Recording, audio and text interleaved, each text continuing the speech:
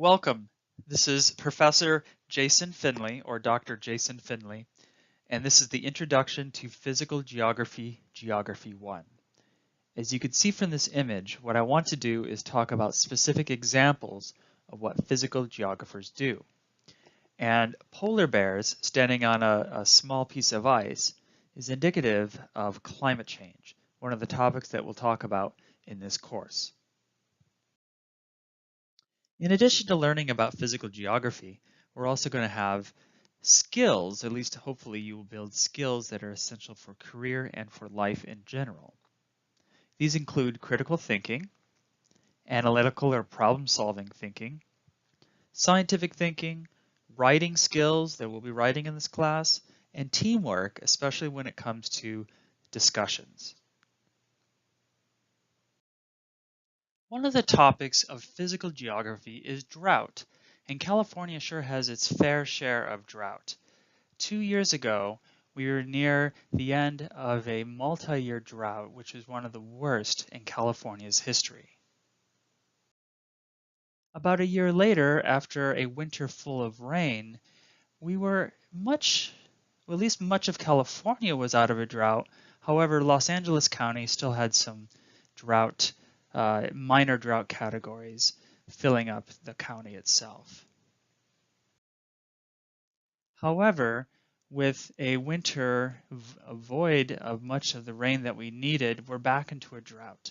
And this drought is helping fuel some of the wildfires that we are seeing across northern and southern California. So heat, drought, and fires are all part of what we study in physical geography. Speaking of fires, this is a map of wildfire distribution across western United States, and it shows that many of them are in California. And what's interesting is that there is so much fire going on and so much smoke coming out of that fire that parts of the East Coast are actually seeing some of the smoke, and they have bad air quality days. Something else we talk about, weather, and more specifically severe weather. In this case, we're looking at lightning. Now, lightning is something that, as you'll see in a second, isn't very common in California, especially compared to much of the rest of this country. However, we had a deadly lightning strike back in July of 2014 right here in Venice Beach, and it was in the summertime, which is very rare for thunderstorms at the beach. So where do we see thunderstorms? Well, thunderstorms are often in the East Coast and especially in Florida. This map down here in the lower right is the number of lightning fatalities from 1959 to 2013. 471 in Florida. Compare that to 32 in California. So California definitely has lightning, it's just not as frequent as it is farther east in our country. When it comes to weather fatalities, lots of people think that hurricanes and tornadoes are number one. Technically, and this is the case around the world, heat is the number one weather killer. And we'll talk a little bit about heat when it comes to climate change a bit later. Sticking with the realm of physical geography, if we go back down to the surface of the Earth and its interior, we will talk about earthquakes and volcanoes. This is showing you damage from the Northridge earthquake back on January 17, 1994. What's interesting, though, is almost exactly 20 years later, on January 17, 2014, there was a minor earthquake in the nearby area.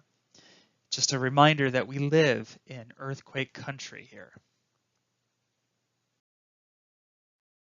A few years ago, I visited the Big Island of Hawaii, and I experienced an earthquake because of the volcanoes that are there. So you're looking up part way to the top of Mauna Loa. I started around probably close to sea level, where we had warm tropical weather, and ascended about 10,000 feet, and it got really cold, and you can see fog in this picture.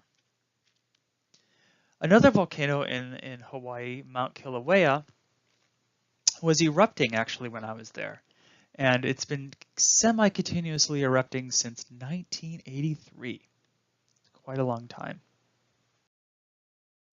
I also visited Iceland recently, and Iceland is an island nation that is being ripped apart by converging, or I should say actually diverging plates or plate boundaries. And we're going to talk about that and the role of plates, the role of the solid part of the Earth in creating earthquakes and volcanoes. We'll talk about that later in the course.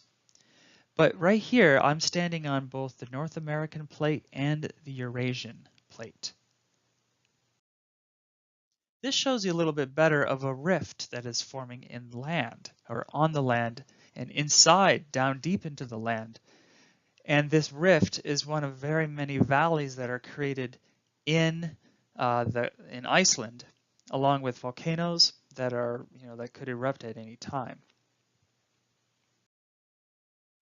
Here's one interesting volcano. It's a caldera, and this volcano actually has a lake that has formed due to rainfall or sometimes snowpack. This was also used as an amphitheater for the Icelandic pop star Björk back in the 1990s. It's quite an amazing setting for a concert. Now you might think Iceland is full of ice, but technically its neighbor Greenland and some of the Arctic Ocean is covered in ice. But that's changing. So we have climate change, another topic of physical geography. And this is showing you that the extent of sea ice is shrinking, at least from 1980 to 2012. As I flew home from Iceland, I flew over Greenland. And this is in the summertime. And you still see ice there. But the coverage of ice or glaciers is actually decreasing in Greenland. And that can have an impact on our sea levels. In fact, this is a hypothetical map of the Los Angeles area based on the fact that if all of the land ice, not the sea ice, if all the land ice melted, it would raise our sea level about 260 feet. Now that's not good because you could see much of Los Angeles and Orange County actually will be underwater. Woodland Hills may be okay, but the rest of the Los Angeles area would not be okay. And this map shows you some funny names here of hypothetical areas if they were underwater. So this brings me back to what physical geography is. And before we get into that, I love this quote. This quote is from an older textbook.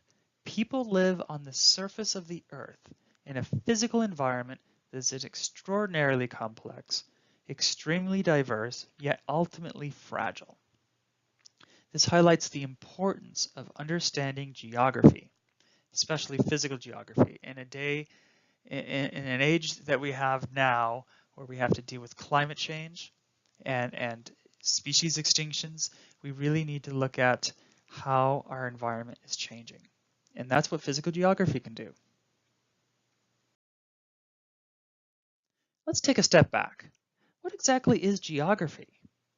You may have had a geography class in high school or maybe not since middle school, but you might not really know how to describe or define geography. One of the definitions that typically comes up is that geography is the study of the earth. And that's correct, but we can get more specific here. Geography technically is the spatial analysis of the distribution of Earth phenomena. So the key word is spatial analysis. So we look at the Earth across its spatial domain, and we don't just look at where things are, we look at why things are where they are. And in this course, we're looking at the physical elements, such as air, water, land, energy, and even life, and how they are distributed across the earth, why they are like that, and what are all the connections. So we're not just going to learn about where state capitals are or where certain countries are. We are actually going to look at the processes behind the physical elements. We're going to look at the atmosphere, the hydrosphere, the lithosphere, the biosphere, and see how they're all connected to create the physical elements of the Earth. So geography isn't really unique when it comes to the stuff that we're studying, the knowledge. Other disciplines also study this, but they don't look at it necessarily through a spatial lens. So our method of studying the Earth is looking at it spatially and looking at it holistically and using connections between certain things. So, for example, meteorology, I have a degree in meteorology and we focus just on the weather. Somebody else may have a degree in geology and they focus on rocks and the solid part of the Earth. But geography puts all those pieces together and looks at the elements of the physical part of the Earth through a spatial lens.